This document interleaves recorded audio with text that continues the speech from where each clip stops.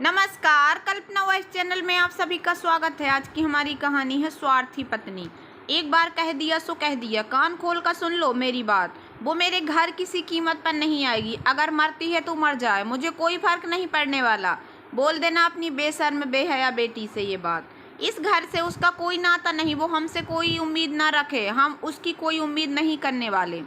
दीपेंद्र सिंह नाम है मेरा, मूंछों पर ताव फेरते साधना जी के पति ने जब ये बात कही तो साधना जी बिफर पड़ी, घुटनों के बल जमीन पर बैठ गईं। पति के कहे तीखे वाक्य उनके दिल को छन्नी कर गए।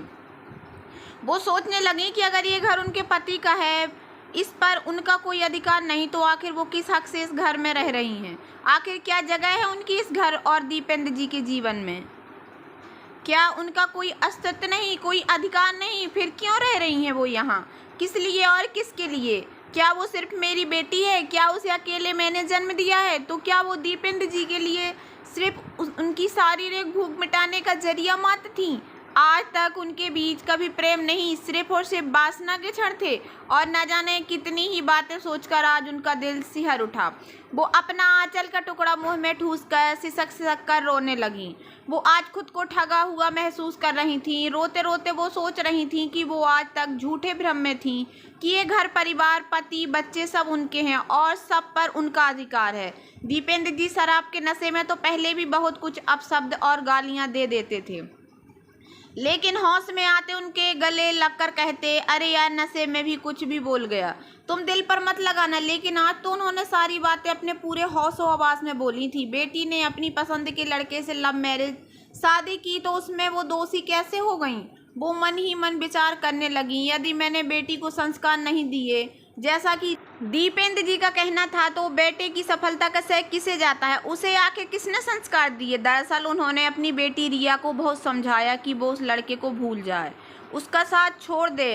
अभी ये उसके प्यार की नहीं, पढ़ाई पूरी करने की उम्र है। राहुल ठीक लड़का नहीं है, अपनी पढ़ाई पर ध्यान दो। उस समय रिया बीए फाइनल ईयर में थी, लेकिन फाइनल ईयर की परीक्षा देने जाने का बहाना बनाकर रिया एक दिन चुपचाप घर से भाग गई उस लड़के के साथ। इस घटना के बाद तो साधना जी की जिंदगी जैसे पहले से भी ज़्यादा नर्क बन गई। दीपेंद्र जी से उनके रिश्ते में बहुत फासला बढ़ गया, जैसे मानो रिया ने नहीं, साधना जी ने ही कसूर किया हो। लेकिन आज अचानक 2 साल बाद उनके पास रिया का फ़ोन आया। वो रो रही थी। रोते रोते उसने कहा, माँ, ये लोग अच्छे नहीं हैं। राहुल, उसकी माँ और यहाँ तक कि उनके पापा भी मुझे रोज़ मारते हैं। मैं घर आना चाहती हूँ आपके पास। जानती हूँ मेरी गलती माफ़ी के लायक नहीं, लेकिन फिर भी माँ हो सके तो मुझे माफ़ कर दो। बेटी को दर्द में देखकर आखिर माँ का दिल कैसे ना पिघलता। लेकिन फोन पर माँ बेटी की बातें सुनकर आज दीपेंद्र जी भड़क उठे। उन्होंने देखा न ताव सीधा एक तमाचा साधना जी के गाल पर दे मारा था और कहा, जैसी माँ होगी वैसी ही तो बेटी भी होगी। औरतों का काम ही है त्रिया चरित्र फैलाना। अगर अपनी पसंद से शादी की है तो अंजाम भी भुगते। लव मैरिज का यही अंजाम होता है। माँ बेटी को तराजू के एक पल्ले पर तौलकर दीपेंद्र जी मन की भड़ास निकालकर घर से बाहर निकल चुके थे। लेकिन 30 सालों तक दबे अपमान के समंदर की लहरें आज उत्पात मचाने के मूड में थी। आज वो अपने साथ सब कुछ बहा ले जाना चाहती थी। अपना बदला लेने के लिए बार बार ऊंची ऊंची लहरें मन के अंदर हिचकोरे खा रही थी। तभी दरवाजे की घंटी बजी। आंसुओं को पोंछते हुए उठकर दरवाज़ा खोला तो देखा सामने उनकी बेटी रिया अपनी गोद में एक माह की बेटी को लिए खड़ी। उनकी हालत देखकर जैसे उनका कलेजा मुंह को आ गया। जगह जगह चोट के निशान, पूरा शरीर नीला पड़ा हुआ था। बिखरे बाल, बालों में लटे आपस में उलझी हुई थी, जैसे महीने हो गए हो बालों में तेल ना पड़ा हो, कंघी ना हुई हो, साफ किए गए ना हो। तभी रिया ने उनके पैरों पर गिरकर अपनी बेटी को उनके पैरों के पास रखते हुए हाथ जोड़कर कहा, माँ प्लीज मुझे और मेरी बेटी को बचा लो माँ, वरना वो लोग हम दोनों को मार देंगे। बड़ी मुश्किल से उनके चंगुल से भाग कर आई हूँ माँ। वो लोग मुझे कमरे में बंद रखते हैं, किसी से मिलने नहीं देते। अगर आज आपने साथ नहीं दिया तो आपकी बेटी मर जाएगी। माँ, आप और पापा मुझे माफ़ कर दो। पापा से कहो मुझे बचा लें। रिया रोते रोते अपनी बात कहे जा रही थी। साधना जी का मन रिया के लिए बेचैन हो गया। तभी वहाँ दीपेंद्र जी आ गए। साधना जी की उम्मीद के मुताबिक उन्होंने रिया को हाथ पकड़कर घर से बाहर निकाला।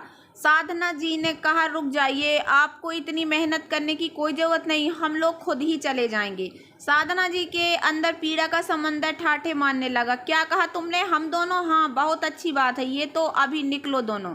माँ बेटी मेरे घर से। दीपेंद्र जी ने साधना जी को घूरते हुए उनको बाहर की तरफ धक्का मार दिया। हाँ, हम दोनों माँ बेटी आपके घर से चले जाएंगे। शायद आपको मालूम नहीं कि संतान रूपी फसल की बीज एक पिता ही माँ के गर्भ में बोता है, जिसे माँ अपनी कोख में 9 महीने रखकर अपने खून और मांस देकर सींचती है और फिर उसे 9 महीने बाद अपार दर्द सहकर जन्म देती है। आप ये बात भूल सकते हैं पर मैं नहीं भूल सकती। किसी ने शादी चाहे लव मैरिज की हो अरेंज मैरिज की हो, उसकी सफलता की कोई गारंटी नहीं ले सकता जब तक कि अगर पति पत्नी के रिश्ते में एक दूसरे के प्रति प्यार, विश्वास और सम्मान ही ना हो तो वो रिश्ता कभी भी नहीं चल सकता।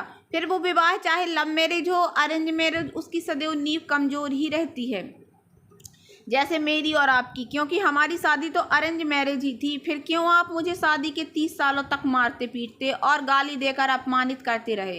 क्या मैं जान सकती हूँ मैं मजबूर थी, क्योंकि मेरा साथ देने वाला कोई नहीं था। इसलिए मैंने अपने अपमान को भी आपका मजाक समझकर हवा में उड़ाती रही। लेकिन आज सच से सामना हो गया है। ये घर मेरा नहीं, सिर्फ और सिर्फ आपका है। उन्होंने अपनी बेटी का हाथ थामा और निकल गईं घर से बाहर। जाते जाते कहा, आप पिता होने का फर्ज भूल सकते हैं लेकिन मैं माँ होने का फर्ज नहीं भूल सकती।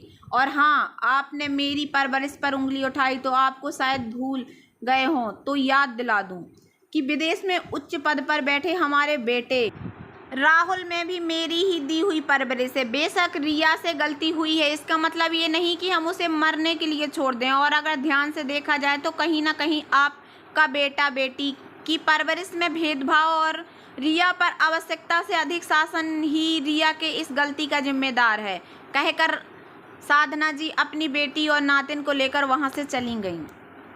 घर से निकलकर रिया और साधना जी चली तो आई, लेकिन उनके पास समस्या ये थी कि वो कहाँ जाएं, किससे मदद मांगें। कि तभी रिया ने माँ भैया को फ़ोन करूँ, शायद वो कहीं हमारे रहने का इंतजाम करा दे। तभी नातिन को गोद में ली हुई साधना जी ने घूरती निगाह रिया की तरफ पड़ी तो रिया ने सिर और निगाहें झुकाते हुए दबी आवाज़ में कहा, मैं तो बस आपसे पूछ रही थी आखिर हम जाएंगे कहाँ।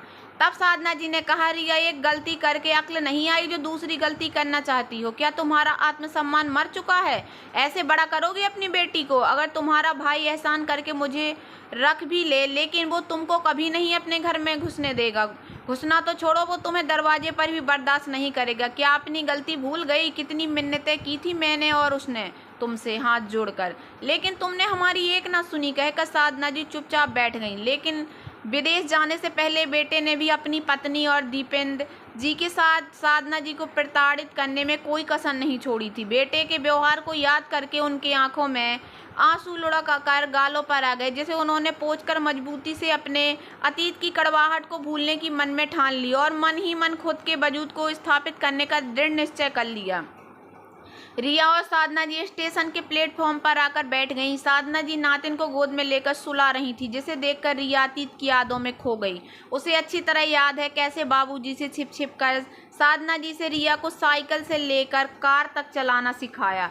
बीए के फाइनल ईयर में जब रिया के पापा ने उसे बाइक चलाते देख लिया था तो घर आकर साधना जी को बहुत मारा था, ये कहते हुए कि बेटी को आवारा बनाना चाहती हो। गंदी गालियों और बेल्ट की मार से साधना का शरीर बुरी तरह से घायल हो गया था। मुंह से निकलते खून को साफ करती साधना जी भावविहीन हो चुकी थी। इधर राहुल के प्यार में अंधी रिया को लगता था कि राहुल जैसा दिखता है वैसा ही सोचता भी है। पिता के प्यार से तिरस्कृत और माँ की हालत को देखकर उसने राहुल के रूप में अपने लिए प्यार और सम्मान ढूंढ लिया। उसके परिवार की सोच भी आधुनिक होगी। वो अपने घर के रूढ़िवादी और लड़ाई झगड़े से परेशान हो चुकी।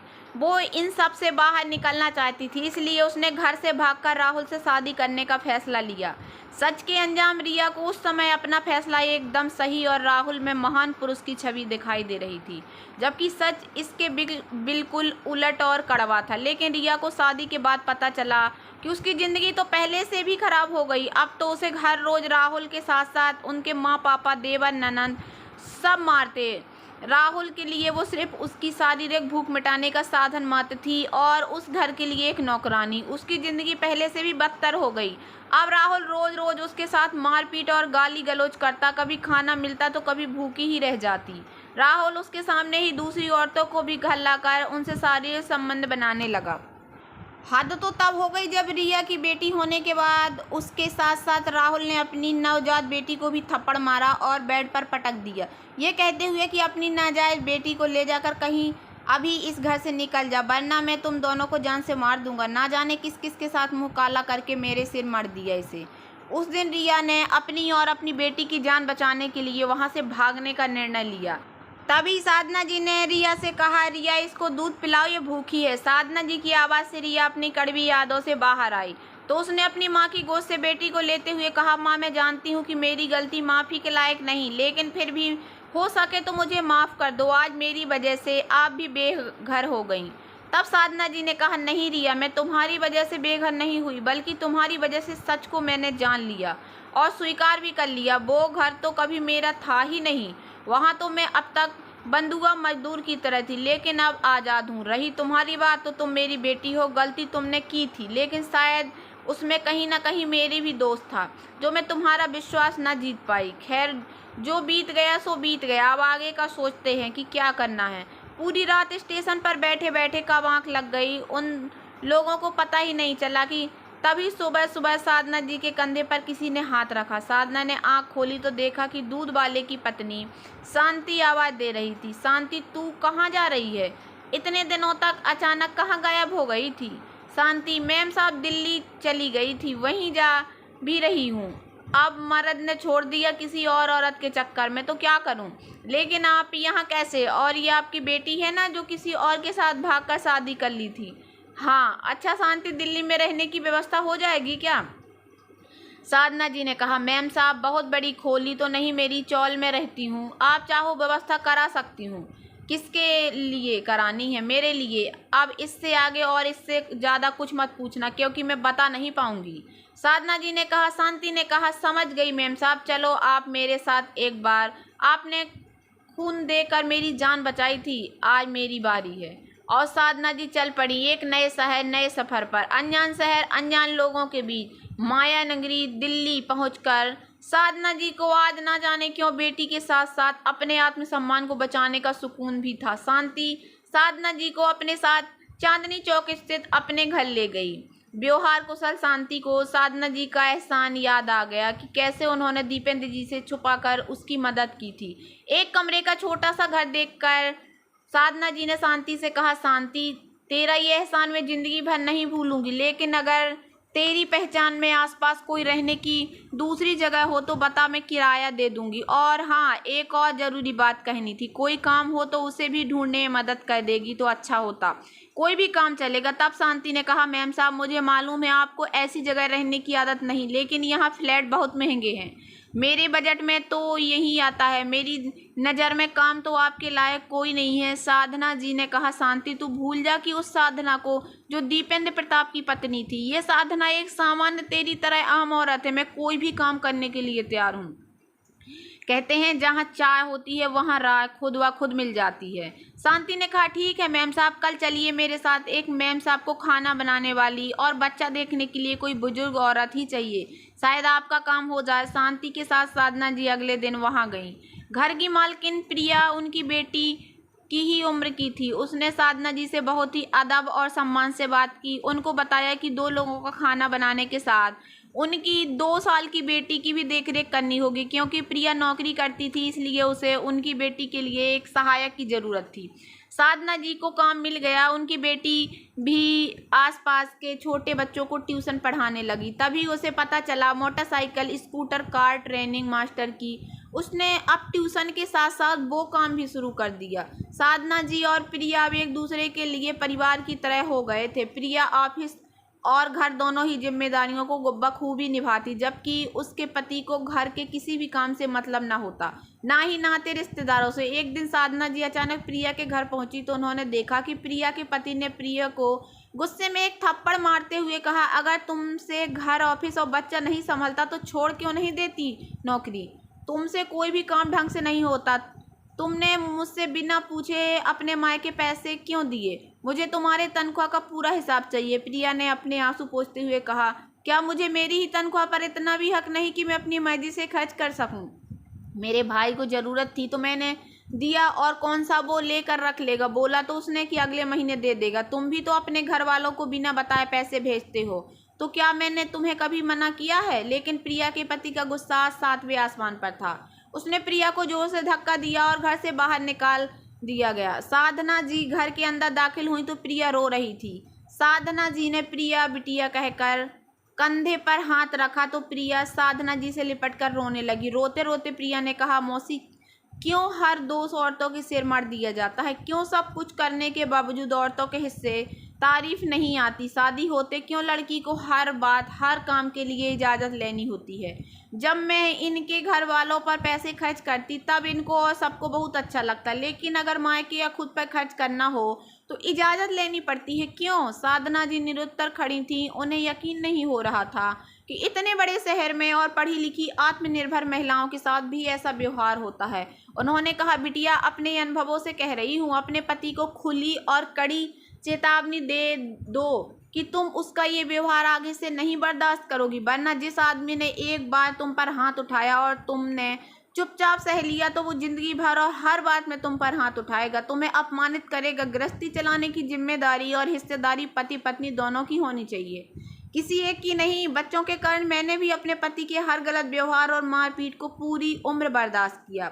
मुझे लगता है इससे बच्चों का भविष्य सुधर जाएगा, लेकिन ऐसा कुछ नहीं हुआ, बल्कि उसका उल्टा असर ही बच्चों पर हुआ, क्योंकि बच्चा जितना सिखाने से नहीं सीखता उतना आसपास और परिवार के माहौल को देखकर सीखता है। कहते हुए उन्होंने अपनी पूरी कहानी प्रिया को बताई।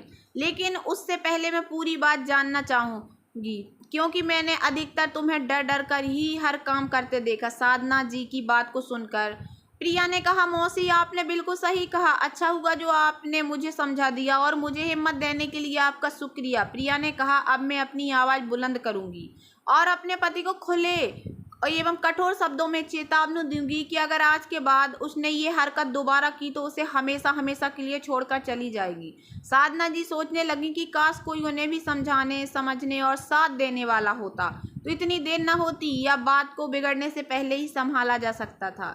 देखते देखते 3 सालों में साधना जी ने चौल से हटकर एक फ्लैट किराए पर ले लिया और अब छोटे बच्चों के लिए डे केयर का काम घर से ही शुरू कर दिया। अचानक 7 सालों बाद उनके फ़ोन पर एक फ़ोन आया, जो फ़ोन उनके बेटे का था। उसने कहा, माँ मैं आ रहा हूँ आपको लेने। जिसे सुन साधना जी भाव ना शून्य हो गई। माँ इतनी रात तक कहाँ थी आप? घर का दरवाज़ा खोलते बेटे शुभम ने सवाल किया। वो बेटा आज दोपहर में बिमला जीजी को अस्पताल में भर्ती कराना पड़ा, उनकी तबीयत अचानक बहुत ख़राब हो गई थी, ज़रा एक गिलास पानी तो ला कर दे, अभी पूरी कहानी बताती हूँ।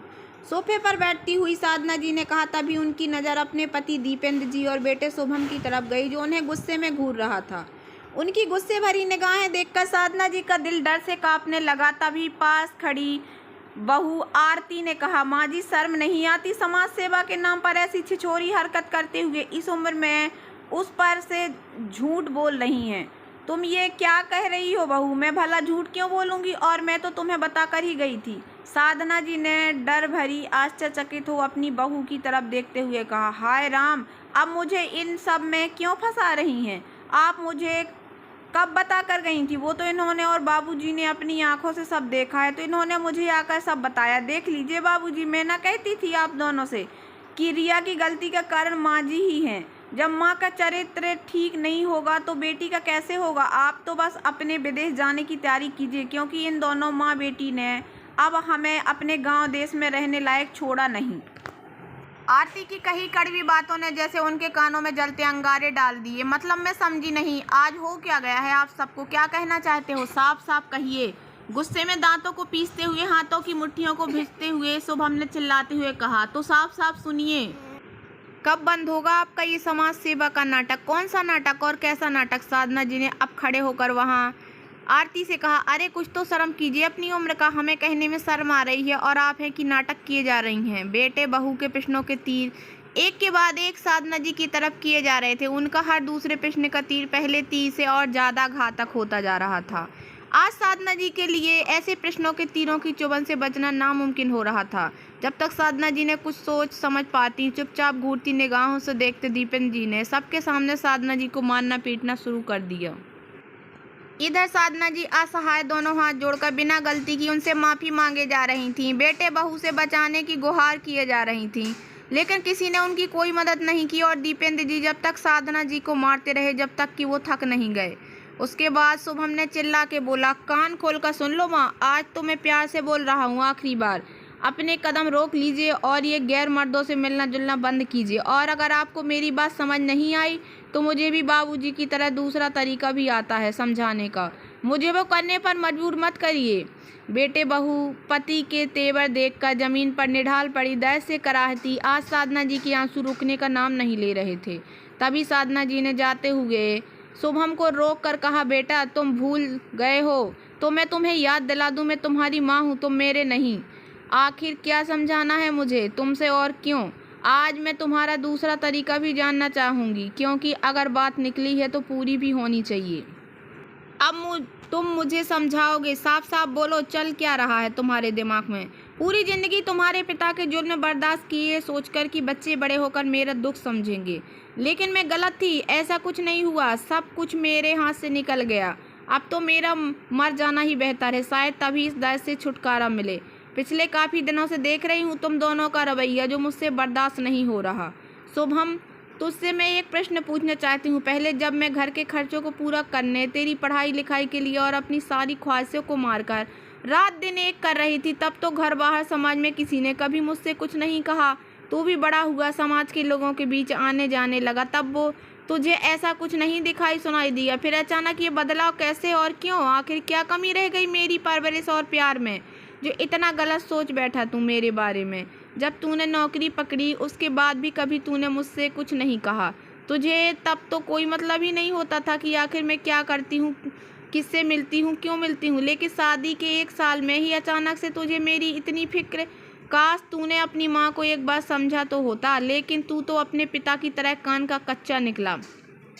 बचपन में तूने तो मुझे सदा खुश रखने और मेरे दर्द को दूर करने का मुझसे वादा किया था। तभी आरती ने चिल्लाते हुए कहा, शुभम आप इनकी चिकनी चुपड़ी बातों में मत आना। आप तो इनको साफ साफ कह दो, अगर इनको यहाँ रहना है तो हमारे हिसाब से रहना होगा, जैसे हम सब चाहते हैं। वैसे इनकी इज्जत हो ना हो, लेकिन हमारी इज्जत है समाज में, हम वो तो नहीं खराब कर सकते। इनके कारण हम विदेश चले जाएंगे, कहकर आरती शुभम का हाथ पकड़ अपने साथ कमरे में लेती गई। दर्द से कराहती साधना जी मन ही मन सोचने लगी कि क्या उनका समाज सेवा करना गलत है, या बेटे बहू पर भरोसा और प्यार करने का जो गलती वो आज तक करती आ रही थी। लेकिन अब गलती नहीं करूँगी। जिस बहू को अपनी बेटी से बढ़कर प्यार किया, उसने आज एक ऐसा लांछन लगाया जिसे दिन रात मेहनत करके अपमान का घूंट पीकर, जिस बेटे की परवरिश की ताकि कोई कमी न रह जाए, इसके लिए चोरी चुपके हर काम किए, सिलाई बुनाई अचार पापड़ सब कुछ किया, जिससे घर के खर्चों और बच्चों की ज़रूरतों को पूरा कर सकूं। लेकिन कभी किसी ने मेरे ऊपर ऐसा लांछन नहीं लगाया। मैंने समाज में अपना नाम और सम्मान कमाया, लेकिन उम्र के इस पड़ाव पर आकर मुझे मेरे बेटे बहू द्वारा अपमानित होना होगा।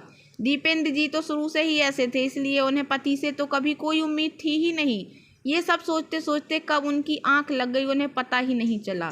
सुबह आंख खुली तो देखा बेटा बहू बिना उनसे मिले घर छोड़कर जा चुके थे। ये क्या माँ, पापा से आप इतना नाराज हो गई कि घर छोड़कर चली आई? पता है आपको ढूंढने में कितनी मेहनत लगी मुझे। शांति और उस पेपर पर छपे लेख से आपके बारे में पता चला। अरे थोड़ा तो सोचा होता अपने पापा के बारे में। पूरी जिंदगी उनके साथ बिताने के बाद आपने ऐसा फैसला क्यों लिया? इससे अच्छा तो आप दोनों जवानी में ही एक दूसरे से अलग हो जाते। तब भी तो पापा आपको नशे में मारते और गालियां देते थे। तब आपने अगर ये फैसला नहीं लिया होता तब अब क्यों? शुभम ने अपनी माँ साधना जी से कहा। सोफे पर बैठे पति से ठीक सामने बैठी साधना जी आंखों पर चश्मा, खादी की साड़ी में, बिना सिंदूर बिंदी लगाए, आज पूरे आत्मविश्वास के साथ दोनों बाहों को मोड़े बैठी हुई थी। सामने रखे सेंटर टेबल पर न्यूज़पेपर में छपा उनके नाम के कॉलम का कोना, जिसमें लिखा था लाखों महिलाओं के लिए प्रेरणा स्रोत साधना जी की सफलता की कहानी, जिसे देखकर दीपेंद्र जी को ऐसा लग रहा था जैसे कोई उन्हें मुंह चिढ़ाकर बोल रहा हो। देख लो दीपेंद्र, जिसको तुमने कभी सम्मान नहीं दिया उसको आज पूरी दुनिया सम्मान दे रही है। तभी उनके पति दीपेंद्र ने कहा, बेटा तू किससे बात कर रहा है और किसको समझाने की कोशिश कर रहा है? जरा ध्यान से तो देख अपनी माँ को, बिना सिंदूर बिंदी लगाए किस घमंड में बराबरी पर बैठी है। और इसे जरा भी शर्म लिहाज और समाज बिरादरी में हमारी इज्जत का मान सम्मान की चिंता होती तो ये घर छोड़कर आती ही नहीं। इसके चाल चलन तो शुरू से ही ऐसे ही थे, तभी तो इसने अपनी बेटी को भी बिगाड़ दिया। वो तो बस मेरे बेटे तुझ पर इसका जोर नहीं चला, वरना ये तुझे भी बिगाड़ ही देती। सामने खड़ी रिया आज नजरें झुकाए किसी अपराधिन की भांति खड़ी थी कि तभी शुभम ने कहा, नहीं, ये सब इस रिया की वजह से हुआ, वरना माँ कभी ऐसा करने की हिम्मत कर ही नहीं सकती थी। 70 साल की उम्र में छड़ी के सहारे चलते दीपेन जी की हड्डियों में जोर भले न बची रहा हो, लेकिन पुरुष रूपी पति का अहंकार आज भी जवान ही था, जो इस उम्र में भी पत्नी को दबाकर पैरों के नीचे रखने के लिए बेकरार था। लेकिन साधना जी अब बहुत आगे निकल चुकी थी। उनके चेहरे पर एक आत्मविश्वास की चमक थी। अब वो डरी सहमी कमजोर महिला नहीं थी, जिसे जमाने, समाज और परिवार बच्चों का डर दिखाकर कमजोर किया जा सकता था। वो बेटे और पति की बातों को सुनकर मुस्कुरा रही थी। तभी बेटे ने कहा, माँ, अब आप मुस्कुराना छोड़कर हमारी बातों का जवाब भी देंगी? आप इतना स्वार्थी कैसे हो सकती हैं, जो अपनी बीमार और कमजोर पति को बुढ़ापे में बेसहारा छोड़ दें? आपका तो पता भी नहीं, पापा को पैरालिसिस अटैक आया था। वो तो अच्छा हुआ कि ज़्यादा गहरा अटैक नहीं था, बस चेहरे और बाएं पैर पर ज़्यादा असर हुआ, जिसे ठीक होने में 6 साल लग गए। अब बुढ़ापे में जब इनको आपकी सबसे ज़्यादा ज़रूरत है, तब आप उन्हें छोड़ रही हैं। ये कैसा घमंड माँ! एक औरत का, खासकर पत्नी, इतना स्वार्थी होना ठीक नहीं। अब भी देर नहीं हुई, आप चलिए हमारे साथ अब घर, और यहाँ रिया को रहने दीजिए। आप एक पल में साधना जी की पुरानी सारी कड़वी यादें ताज़ा हो गईं। आंखों में आंसुओं को रोकते हुए उन्होंने आंखों से चश्मा उतारकर टेबल पर रख दिया और सफ़ेद रूमाल लेकर आंखों के गीले कोरों को पोंछकर खुद को खुद ही संभाल लिया। और तब साधना जी ने मुस्कुराते हुए बड़ी सौम्यता से कहा, हाँ बेटा, तुमने बिल्कुल सही कहा, मैं एक स्वार्थी पत्नी हूँ।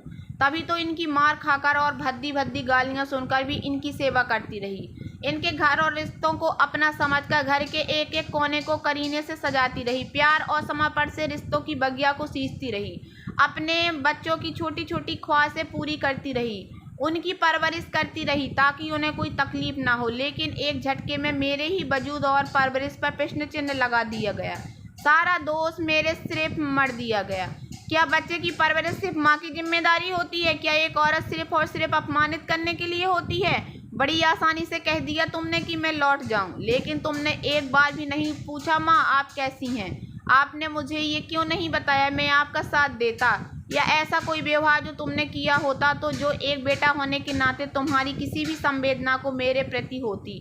तुमने तो ये तक जानने की कोशिश नहीं की कि जिस वक्त तुम्हारे पापा ने हमें घर से निकाला था, उस वक्त हम कहाँ गए, कैसे रहे, किन मुश्किल का सामना किया? कुछ भी नहीं। ये नाम, ये शोहरत मुझे खैरात में नहीं मिली। इसके लिए मैंने कई रातें जाकर, भूखे रहकर, कभी रोकर तो कभी हंसकर बिताई हैं। तब जाकर मैंने अपना घर बनाया और नाम पैसा कमाया। आज दिल्ली जैसे जगह में लोग मुझे मेरे नाम और काम से जानते। ये फेमस प्ले, स्कूल और बुटीक एक रात में नहीं बने, और मैं अपनी मेहनत छोड़कर कहीं नहीं जाऊंगी। रही बात तुम्हारे पापा की, इनको हमेशा से इस बात का घमंड था कि पैसा हो तो कोई भी सेवा करने के तैयार रहता है, तो ये पैसा देकर जिससे चाहे अपनी सेवा करा सकते हैं। लेकिन मैं इनकी सेवा नहीं कर सकती। हाँ, इनको पैसों की ज़रूरत हो तो ज़रूर दे सकती हूँ। और हाँ शुभम, तुम्हें तो अपनी बहन का सुरक्षा कवच होना चाहिए था, क्योंकि एक भाई सदैव अपनी बहन की सुरक्षा करने की रक्षाबंधन पर कस्में खाता है। लेकिन कोई बात नहीं, मेरी बेटी की वजह से कभी कुछ नहीं हुआ। ये सब कुछ तुम्हारे पापा के बुरे व्यवहार की वजह से हुआ। लेकिन मैं तो कहती हूँ जो हुआ अच्छा ही हुआ, वरना मैं खुद को कभी पहचान ही नहीं पाती।